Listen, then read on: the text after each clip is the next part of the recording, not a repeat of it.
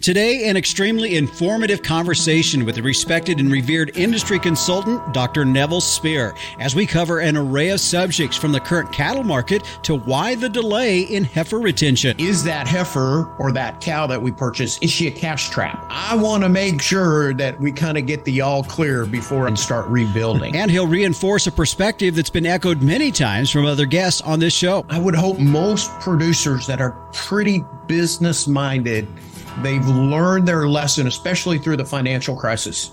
We've got to have working capital, and especially when interest rates are high. And his thoughts on what will shape our industry in years to come. And it's not vertical integration, it's just coordination. Oh man, these are just a few of the topics we're going to cover today. So pour a fresh cup of strong black coffee and settle in on this episode of the Working Ranch Radio Show.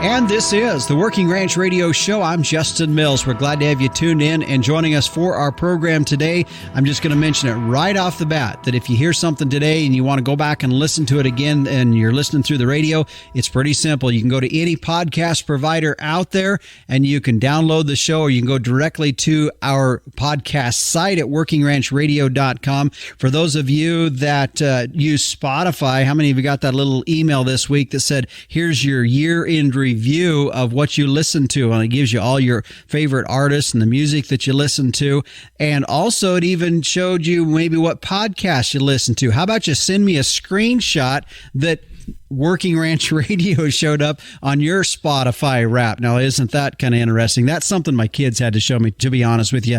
I didn't know what that was right off the bat, but I went into my Spotify, and can you guess? Yeah, it was Ronnie Millsap was my top artist that I listened to over the year of 2023, partly because that was the only album or songs that I had downloaded on my phone, and so when I would get into dead spot areas and I wanted to listen to something, I would kick that on. So Smoky Mountain Rain by Ronnie Millsap, that was the most listened to song for me. But I digress a little bit as we talk about our show this week. Real quick, before we jump into our interview, stay tuned through the program. The Captain, Tim O'Byrne, will be by later on with this week's edition of Tim's 2 Cents. And meteorologist Don Day will be in as we take a look at our long-term weather. Well, Dr. Nevil Speer is our guest here today, joining us on the Working Ranch Radio Show. He's an industry consultant, and I'll tell you what, he's written about a lot of different things that are impactful for our industry. I always appreciate his view on things. He is joining us here today on the Working Ranch Radio Show. And Dr. Speer, thanks for joining us here on the Working Ranch Radio Show. Justin, thank you. It's an honor to be with you. I really appreciate it. Well, I'm looking forward to having a visit with you. We've got a lot of things to talk about, a lot of things that you're very aware of and known from an industry standpoint that we can look at and really just fill us in. Give us an update on where you see things happening, because first and foremost, as we talked about before, as we were setting up our conversation here today, things are changing in the industry here in the ranching industry, and that's something that you're very keen on. Yeah, I think, one of the things that's really interesting about this year that's probably a little bit surprising is, we continue to kind of dig into the cow herd.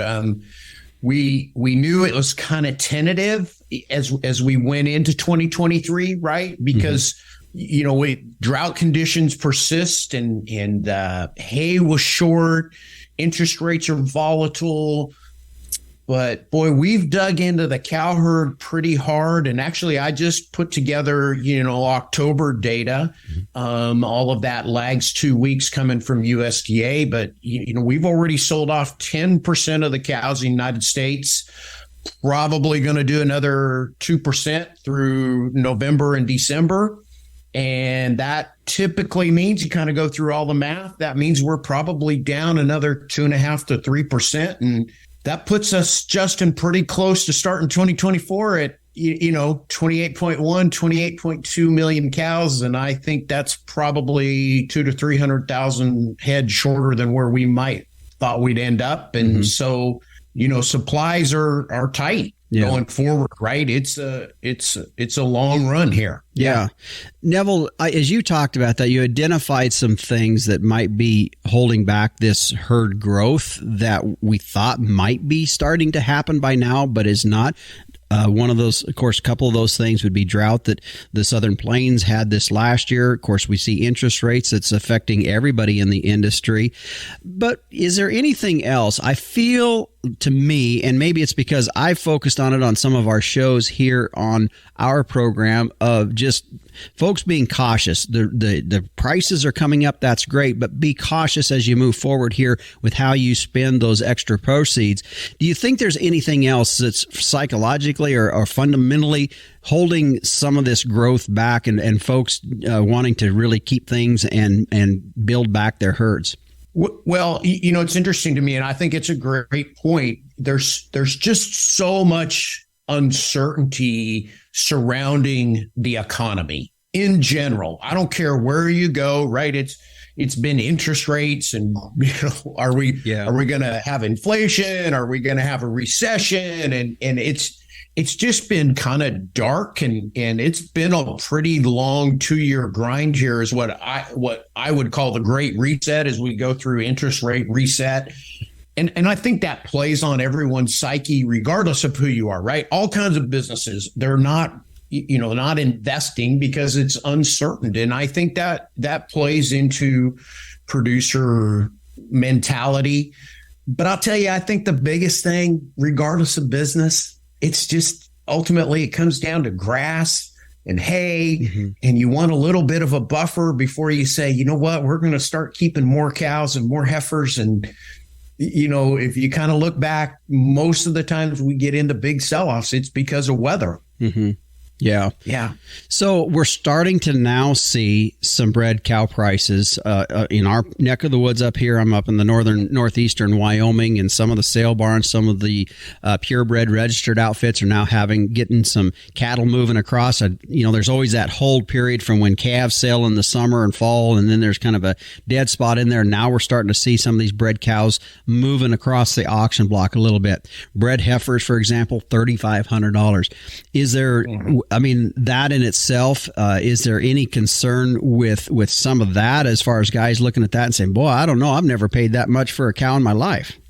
Yeah, I think that is part of it. And, in either way, right? Is it, I'm going to buy that bred heifer, or we can look at it the other way too, Justin, is, boy, that heifer is worth a lot of money, being sold as a feeder animal.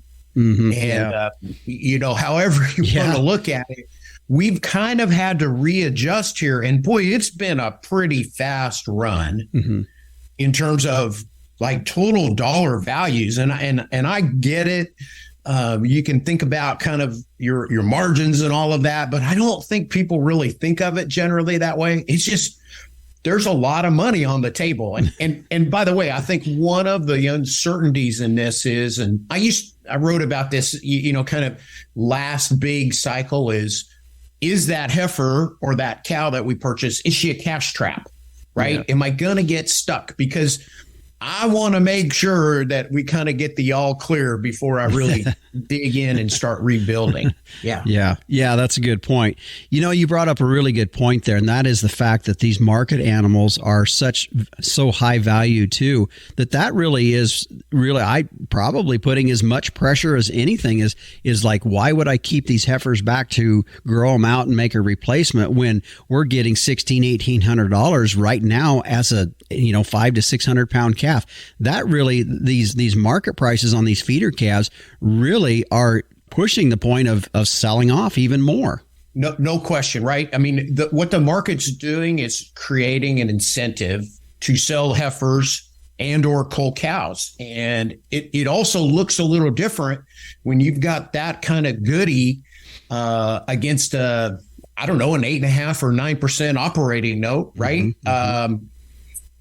Let's do it. Let's build some cash reserves. And I like to think, I would hope most producers that are pretty business minded, they've learned their lesson, especially through the financial crisis. We've got to have working capital and especially when interest rates are high, we don't want to get stuck without, not enough cash on hand to kind of maintain the business. And whether that's the pickup dies, I've got to go replace it. And by the way, that costs a lot more than it used to. Yeah. Right. You don't just go buy a $40,000 pickup anymore. No. And I need some working capital for those kinds of emergencies. Mm-hmm. Yeah. Yeah, for sure. So in our business climate that we see forward, and we're going to talk later on, I think as well, I want to have you kind of give us some projections ahead for 2024. I've got some questions for that.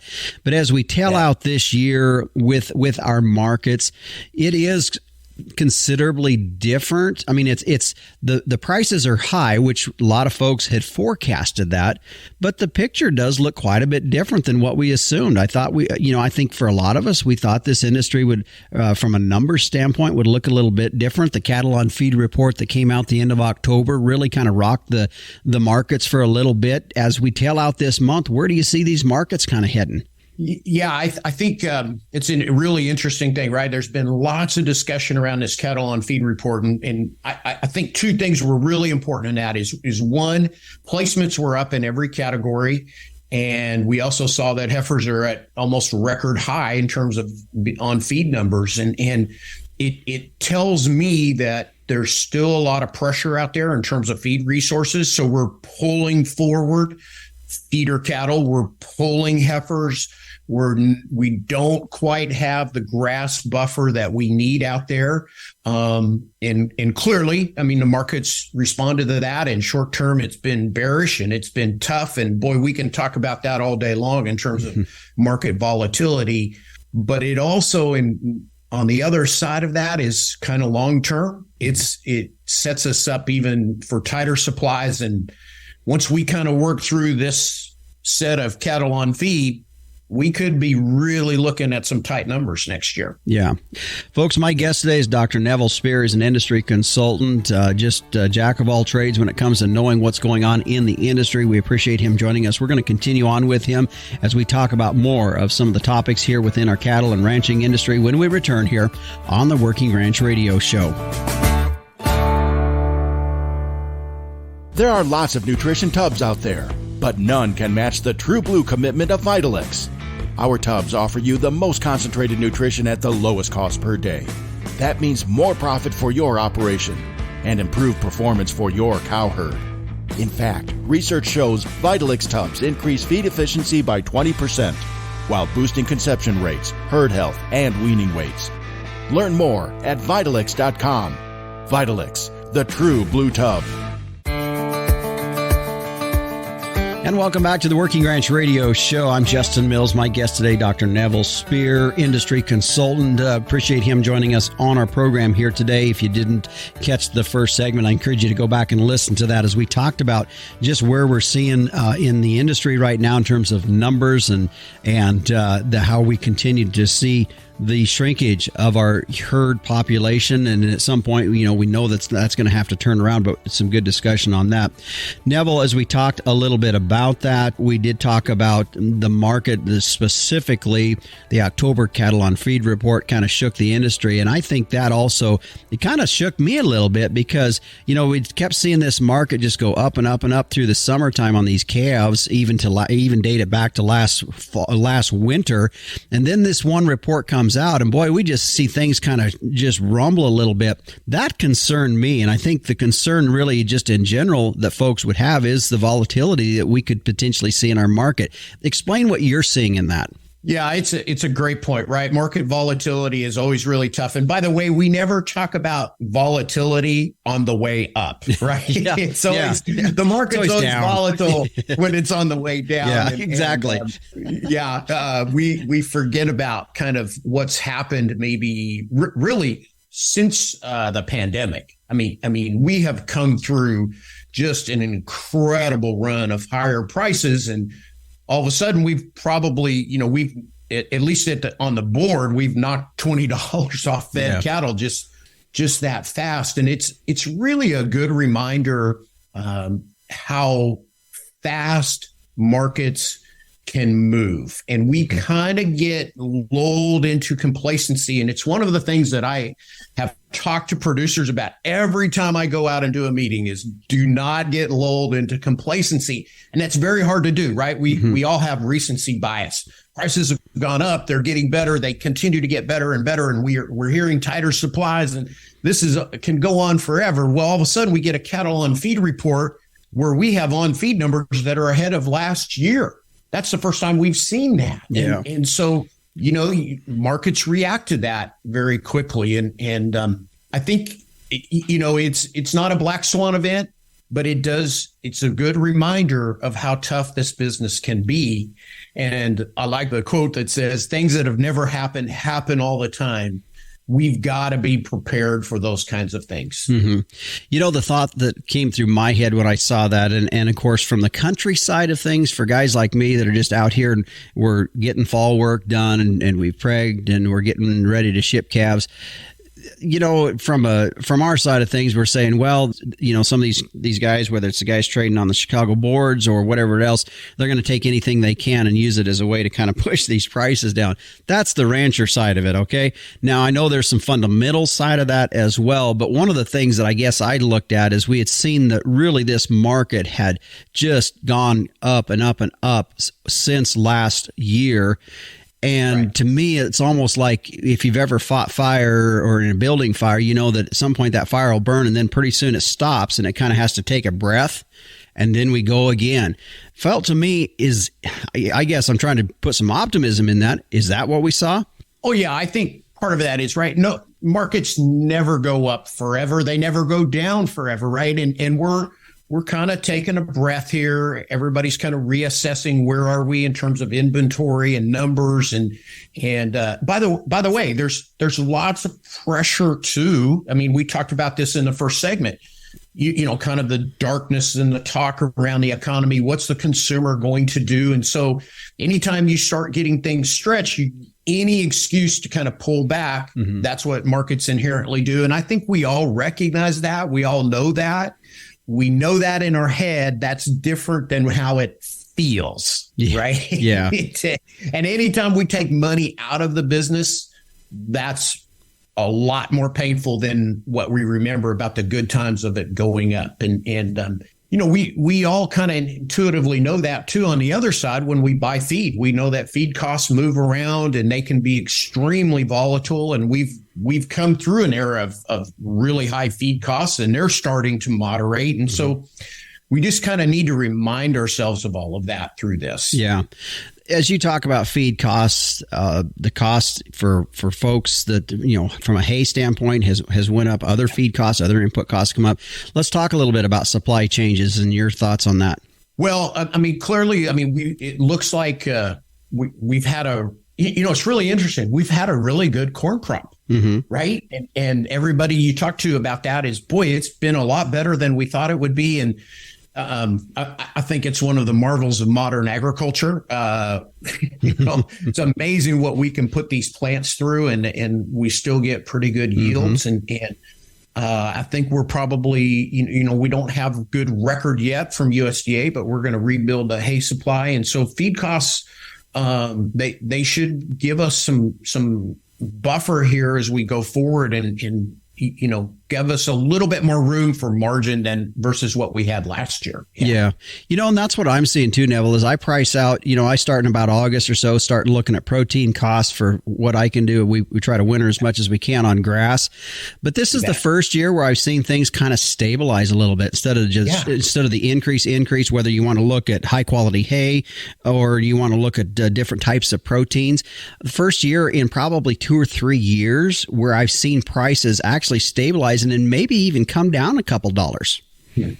Boy, and Justin, that's just a fantastic point of what you just said. It's not the absolute price. It's the year over year change. And finally this year, things have stabilized, right? Range cubes or less are about the same as they were last year. And that's really what happens when we start to kind of get some buffer in here. And maybe, even today we're seeing some kind of moderation in inflation, right? Prices start to slow down. The increase in prices start to slow down. That's when I think everyone starts to take a breath, and then really back to our first segment, think about rebuilding the cow herd. Yeah. Right. Yeah. We're starting to maybe get kind of, okay, the all clear.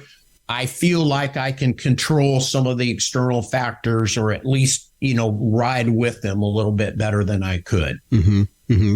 And I would say too, Neville, I guess not as we are talking here about feed costs, I feel that just industry input as a whole, or cost. Maybe it's everything from, and I don't buy tractors, and I definitely don't buy a pickup every year, so I don't know what that is. But to me, I just feel like from an economic standpoint that some of our input costs have leveled a bit. Yeah. That's what I feel. Is that what you're seeing as well? No question. And we're seeing that not only on the consumer side, but really on the, if you want to talk about kind of the industrial side, yes, things are starting to level off, or we're not getting those huge year over year increases. And, like one of the big ones is fertilizer. Mm-hmm. We'd sure like to get interest rates down, but I think everyone's starting to understand, this is going to probably be higher for longer, mm-hmm. but at least we're flattening out. So now I can start to kind of plan in a meaningful way. But by the way, you mentioned the big one that's just incredible and really makes this business challenging is the change in equipment prices over the last 4 or 5 years. I mean, and it's nothing to go to a tractor dealer and all of a sudden you've spent $150,000 on a tractor that's really not that big. Yeah, that's a 40-horse tractor. Yeah, I mean, right? I mean, you start pricing out a 100-horsepower four-wheel drive tractor with a loader, and you're into a pretty big chunk of cash all of a sudden. Yeah, and that, I think that's the equipment costs alone, I think, are very interesting in terms of what we may see in terms of some restructuring in our business. It takes a lot more cows to pay for that tractor, or that pickup than it used to. Yeah. Justin, one other thing I think is important here is we have this discussion about higher costs and decision making that often we overlook is the cost of health insurance. Oh, yeah. Yep. And right, it's not unusual to get 8 or 9 or 10% price increases year over year, and it may cover less. And well, that affects some of your decision making in terms of what you're going to do going forward. Mm-hmm. And another side note to that, I don't want to get totally off of industry issues, but when we talk about industry as a whole, and as you bring up health insurance, something that I've noticed in rural areas is the absence or not having emergency care. Whether it's ambulance and various things like that. In fact, in our own little rural community here, there's a lot of times they're calling in life flight if something happens to somebody. And that's something that now we're looking at like, boy, do we need to have, life flight insurance of some sort, because that's a whole other thing when we start dealing with rural communities. Yes. And really could impact your assets and your business long term, right? If you're not prepared for those kinds of things. For sure. Yeah. Dr. Nevil Speer is my guest today, industry consultant. We still have a lot to talk about with him. We're going to be talking about what he perceives to happen in 2024 and what some of the dynamics of the market will look like and the industry will look like as we head into 2024. Already we know 2023 isn't necessarily ending exactly like we thought it was. Not that it's bad, it's just different. And so we're going to talk with what he perceives what 2024 is going to look like when we return on the Working Ranch Radio Show.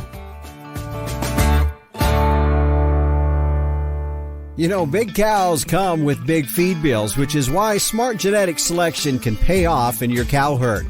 Did you know Simmental-influenced cows are an average 74 pounds lighter at maturity than Angus-sired counterparts, according to a recent U.S. Meat Animal Research Center study?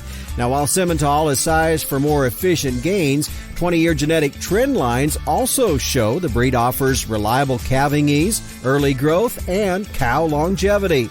That's a balanced herd built for profit. SimGenetics, giving you more per head, period. Stand strong, Simmental. Welcome back to the Working Ranch Radio Show. I'm Justin Mills. My guest today is Dr. Nevil Speer. And Nevil, we have had some great discussion already. Previous segment, we were talking about the fact that we're starting to see maybe a little bit more specialization in the industry. Maybe there's some specialization we need to be doing, specifically inside work. Yeah, it's really one of the interesting dynamics, Justin. And anytime I go work with producers, we're all drawn to do things outside, and it's very constructive, and it's easy to see that we're getting something done, and that's and ultimately, right, working harder means we're making more money. But Yeah. Oftentimes, I encourage producers that really you need to spend more time inside. Mm-hmm. And they all kind of cringe. Oh, yeah. And I said, I know you hate sitting in front of this computer, but you especially, like I always remind them, Shark Tank, right? Yep. You need to know your numbers. You need to really understand what's going on in your business. And by the way, Justin, as we were talking earlier about interest rates, most everybody, right? You're going to have to go see your banker, renegotiate your operating note, redo it, or you're going to have some conversation, and you want your banker to have confidence in you and what you know about your business. And if you're kind of dancing around your numbers and you don't really know your costs and you don't know where the money's kind of leaking out, boy, you get caught. And so that's why part of this specialization that we talk about, I think is really important, because it frees up time, not only to do the things that really matter. And I'm not saying, like, for example, putting up hay matters, but maybe somebody else can do it better or more efficiently or cheaper than you. But it then also allows you to really focus on the business and not necessarily in the business. Well, it's interesting you say that, Nevil, because you just echoed exactly some conversations that we have had with other folks about the fact that we need to know our numbers. We need to know that as we're finishing out this year and then setting projections for 2024, as you had mentioned there too. Interest rates at 10%. Maybe there's a point to where we start operating on some cash we got, extra cash that we got this year from calves, versus just starting up that line of credit again. So really that point of, working on the business side of things, that's going to probably pay as much as anything, and it's going to pay off in the long run in this next year as much as anything. Not that it doesn't on given years. And Justin, it's also not just financial, but it's emotional. Because if we don't really understand kind of where our money's going and how we're probably going to cash flow, and generally, if you go into any operation, the cash flow patterns are pretty repeatable year after year. Okay, so what's the time of year that we really get tight? Where do we need some extra working capital during that time of year in case something on the tractor breaks and all of a sudden I've got a $10,000 bill and I can't pay it, and I've already used up all my operating note? Those kinds of things are, and I can't pay a vendor. I've just ordered a bunch of feed and I can't pay, right, the feed store. I will get to be able to, but I can't today. Those things are stressful. Yeah. And then we start not making as good decisions elsewhere. And, it's just really important to kind of make that time to invest and understand where these dollars flow and when they flow. Yeah. As a consultant yourself, and some of this that you were just talking about is identifying some of the concerns or issues I'm sure that you see as you deal with different producers. As we look at just with the fundamentals of what we're looking at, anything else that just comes to your mind from a consultant standpoint that you're saying, just be thinking or doing this? Well, I've mentioned it several times, but it really comes back to working capital. It is, do you have some extra money in your back pocket? Right. Dave Ramsey always talks about to consumers, right? That, the Murphy rule, right? Murphy's going to move in. Something bad's going to happen, right? Something's going to break. And you just don't want to live on edge. You want to be able to pay for that. And let's just keep our business going. And I think, as we talk about this, is costs have risen, the value of cattle a lot of times, Justin, we forget we're working with, these are big dollars that we're talking about. Yeah. Even a smaller cow-calf business, those are some real dollars all of a sudden, and it really does matter. Mm-hmm. Yeah, absolutely. That's a good point. All right. Now, let's switch gears just a little bit and let's talk about consumers. We've talked about what we've already starting to see in our business changing in all the years. We can back clear up to COVID and see where that was an instigator in some of this to now what we're seeing today. Just a lot of different things from a business side of us as ranchers. Let's talk about the consumer because things have changed for the consumer in the last 2 to 3 years as well. Yeah, so I just want to start off by saying, right, we need to always remind ourselves, and sometimes producers cringe when I say this, but we're really not in the cattle business. We are in the consumer business, right? Mm-hmm. We ultimately are creating a consumable good. And if we don't understand what is going on with consumers, we get left behind in that. And so we work in a very competitive market. Yeah. Protein market is super competitive. And one of the things I always like to remind people about is if you go into a convenience store today, there is never a shortage of yogurt or like protein drinks. Mm-hmm. And those can substitute, and they do very easily for a roast beef sandwich or what have you, right? So sometimes your competition isn't even what you typically expect. Mm-hmm. But it's really amazing, Justin, for as tight and difficult and, as we talked about earlier, kind of dark, all of this discussion around the economy has been, boy, consumers have held in there really well. Yeah. And spending has been pretty solid on the beef side and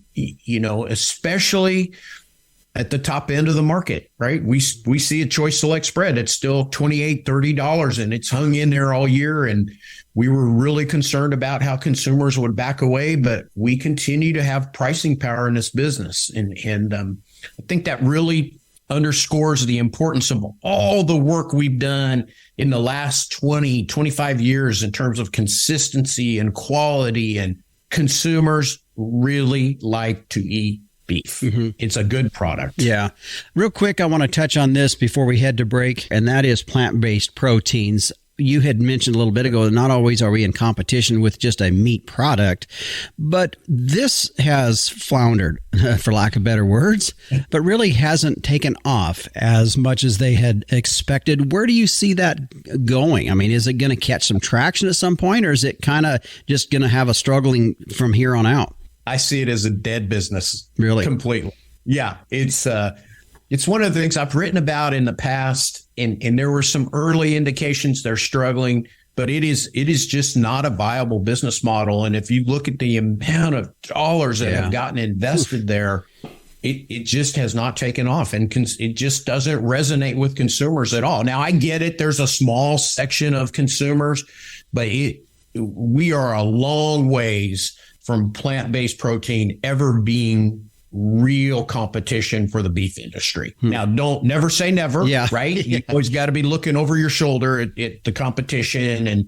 But boy, it's going to be really hard to attract a new wave of investment money into that business after what's happened in the last 5 years. Well, and I think on top of that too, Nevil, is I feel like our industry has sure made really good strides in telling our story as being environmentally positive, that have a tendency to play into the minds of the similarities of plant-based meat folks and that sort of a thing, that we've told our story to where people say, well, yeah, these guys are doing great work environmentally as well. Yeah, that's exactly right, Justin. And I think that's really important, right?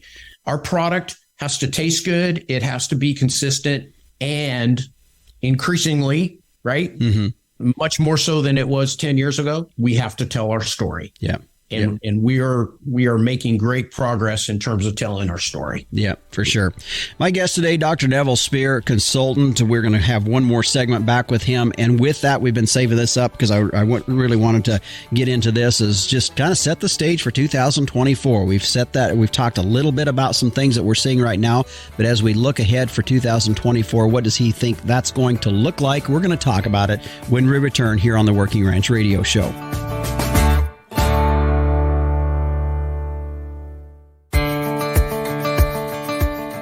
Welcome back. This is the Working Ranch Radio Show. I'm Justin Mills. My guest today is Dr. Nevil Speer, industry consultant. And Nevil, we've had great discussion about a lot of different things that we're seeing currently here in our market and what has brought us up to this point. Now let's begin to look ahead for 2024. We already anticipate what the market's sort of going to look like. But as you look ahead, what do you think are going to be some major factors that are going to paint the picture for 2024? Well, Justin, what I see coming is really an increasing emphasis on what I would call supply chain coordination, what have you. As numbers get tighter, and as we talked about earlier, right, that consumers continue to want beef and they're willing to pay for it. You have entities all along there that want to ensure they have the right cattle to produce the right kind of beef to sell to the right customers, which ultimately says to me that we are, moving to more of that kind of a coordinated system. I don't know exactly what that's going to look like, but there's certainly some movement afoot in our business that's doing that kind of quietly and behind the scenes. And they just want to make sure that, right, we don't have stockouts. And so ultimately I see that you're going to have players in this business that kind of line up cattle, and you may participate in the business. And I think it begins to segregate the commodity-minded people versus value-added entities that are in the industry. Yeah. You've really started, if you look back in hindsight, you've really started to see that formulate over the last couple, 3 years, haven't you? Yeah, you really have. And one of the things that I think is probably driving that or accelerating some of that is really the beef on dairy possibilities, right? Because all of a sudden feed yards are starting to understand, hey, I've got a consistent supply. That supply will never replace all of the native cattle, and it will never be intended to.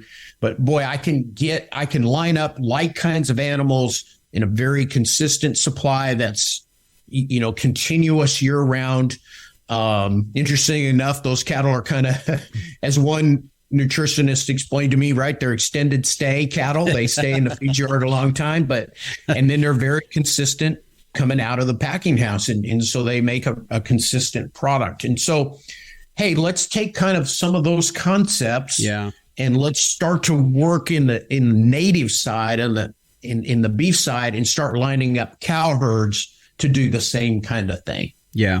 Then the key word that you mentioned there, and I've thought about this for many, many years, and I think it can start from the producer side of things, and that is consistency. I think that's a big deal.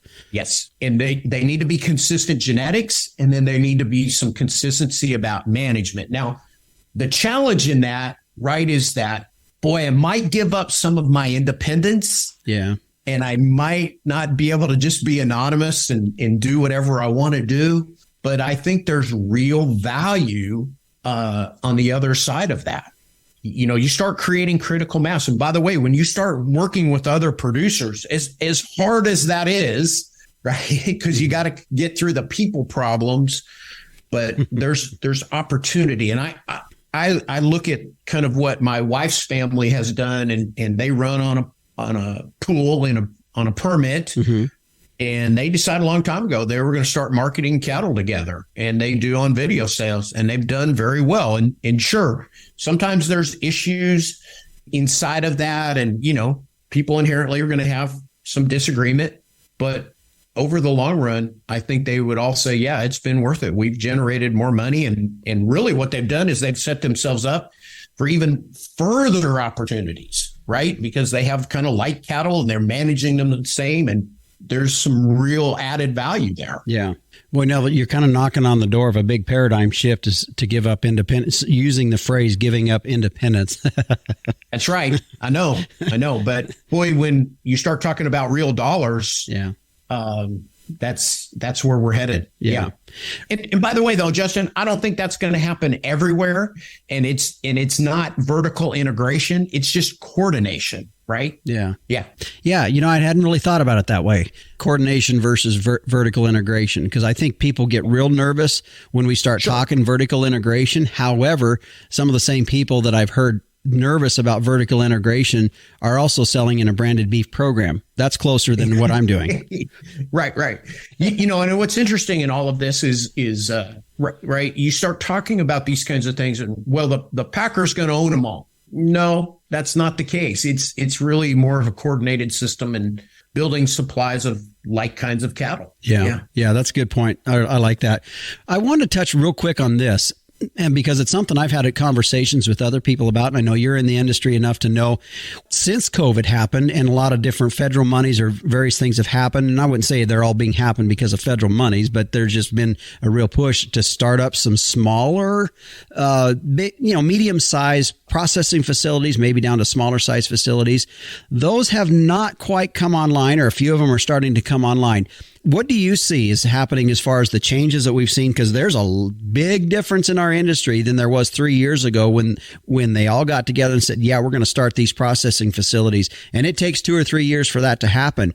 Now some of this stuff's going to start coming online, but our industry looks a little bit different. What do you see in some of those? Yeah. So there's kind of two parts to that, Justin, right? There's some newer, very small plants, which I would call kind of niche and I would say kind of local, right? Yep. And some of those are doing really, some of those have been in existence. Some of those are coming. They can do very, very well. There's challenges there. Obviously, like any business, they've got to make sure they have supply too, but they typically tend to get very committed customers and that hang with them. And it'll be interesting to see kind of how those play out.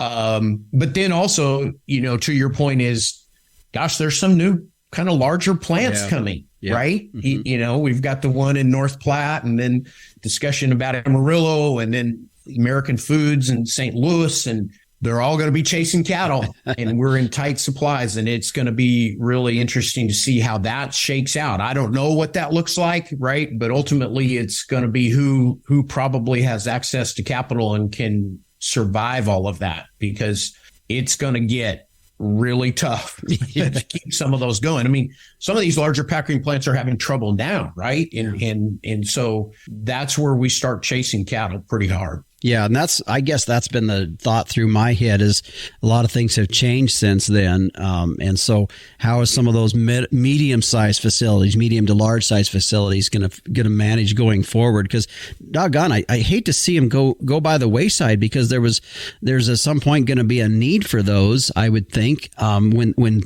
some of the dynamics change in our industry. Yeah, and remember that a lot of the plants that are in existence, let's say pre-COVID, right, and pre-huge packing margins, some of those plants are pretty old.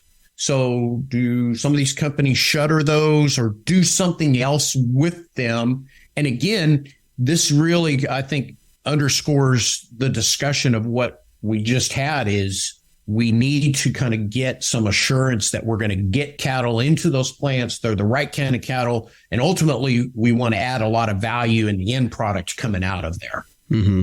Yep. And it'll be interesting to see how that shakes out and who's the most successful in doing that, because that's going to be the challenge. Yeah. Yeah.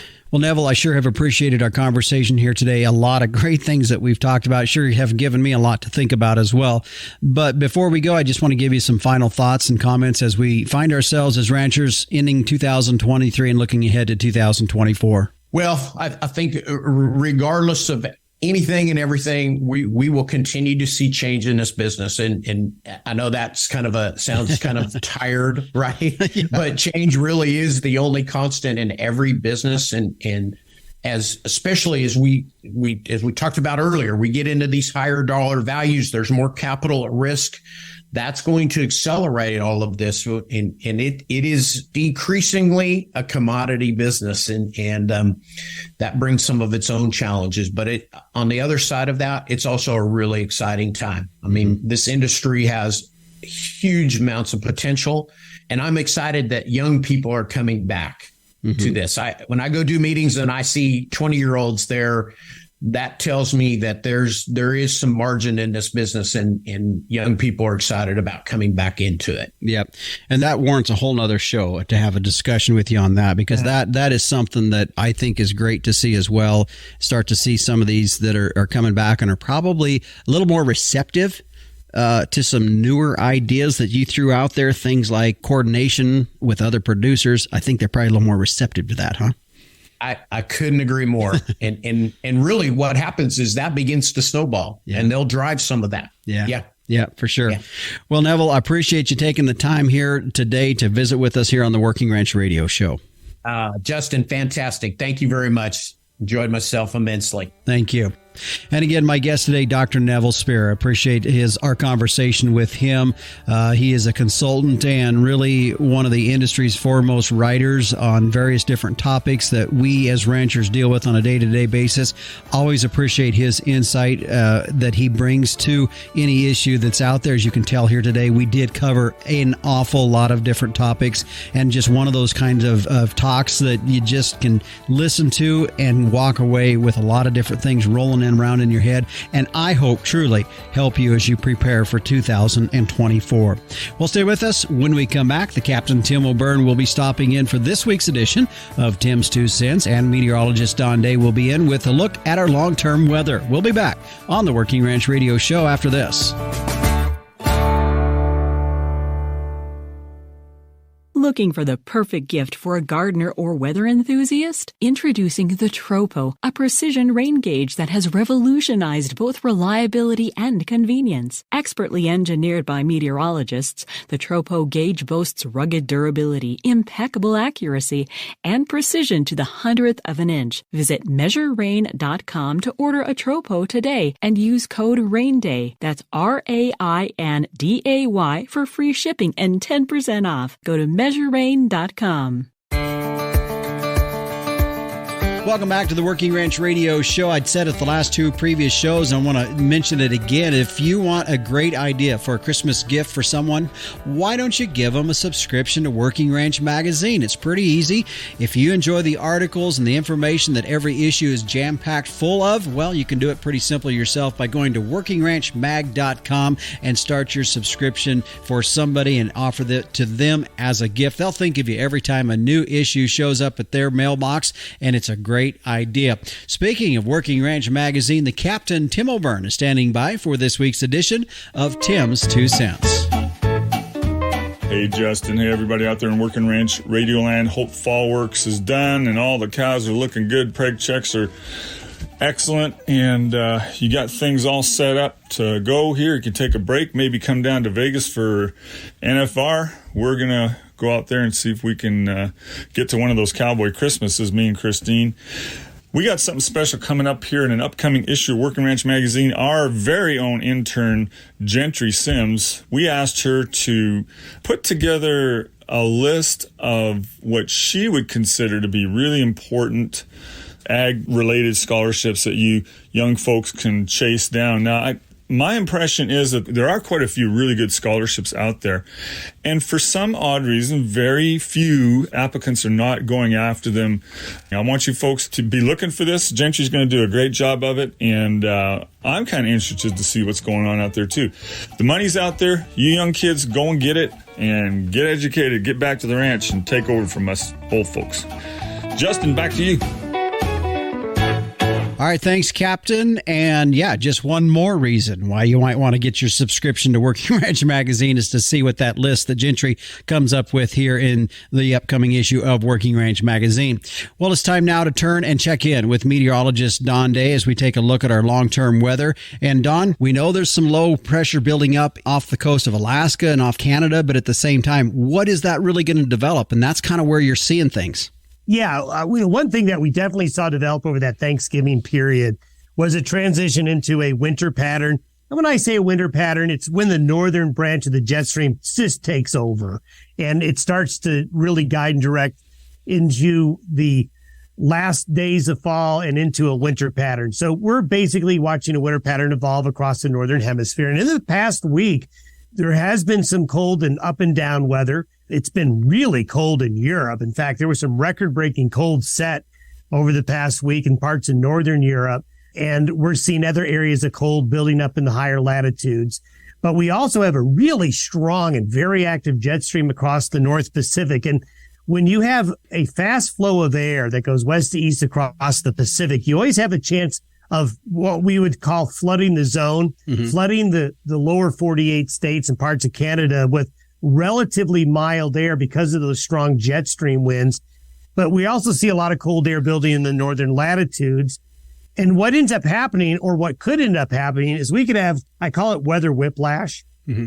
We could have bouts of this Pacific air in the month of December come across the U.S., giving us those mild days that you're asking for. But when the jet stream in the Pacific buckles or weakens, well, that cold air out of Canada can track south.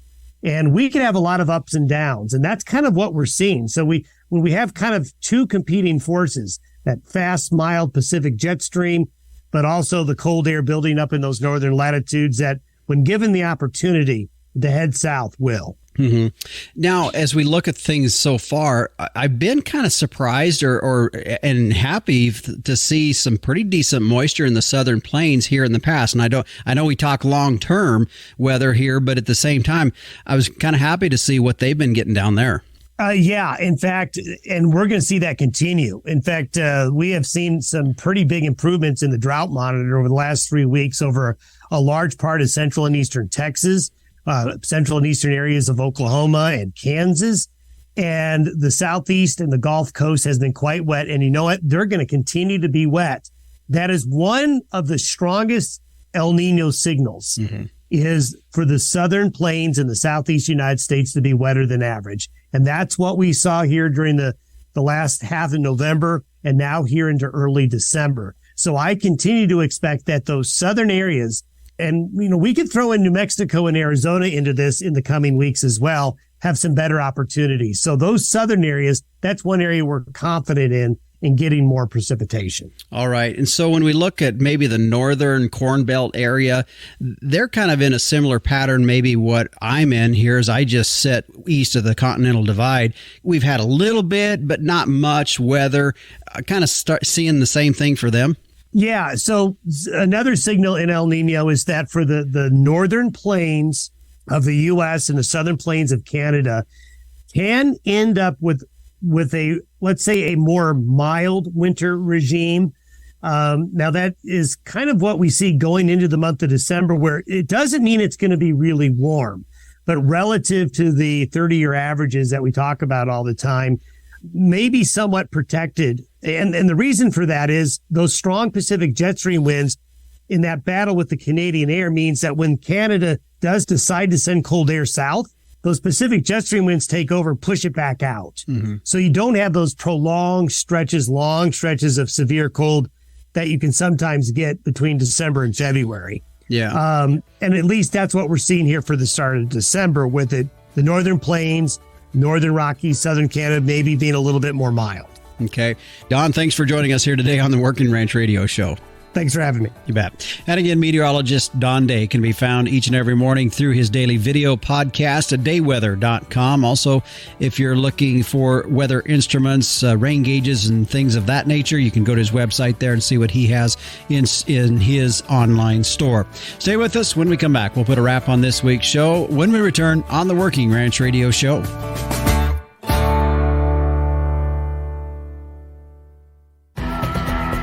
Coming up next week, Dr. Chris Reinhardt will be one of our guests as we talk cattle nutrition, more specifically the value of a mineral program and those trace minerals in the diet of that cow, not only as she rebuilds and gets ready for calving this spring, but also that what she can pass on to the health of that next calf. Some of those next calves will be the future of your cattle herd. That's coming up on next week's edition.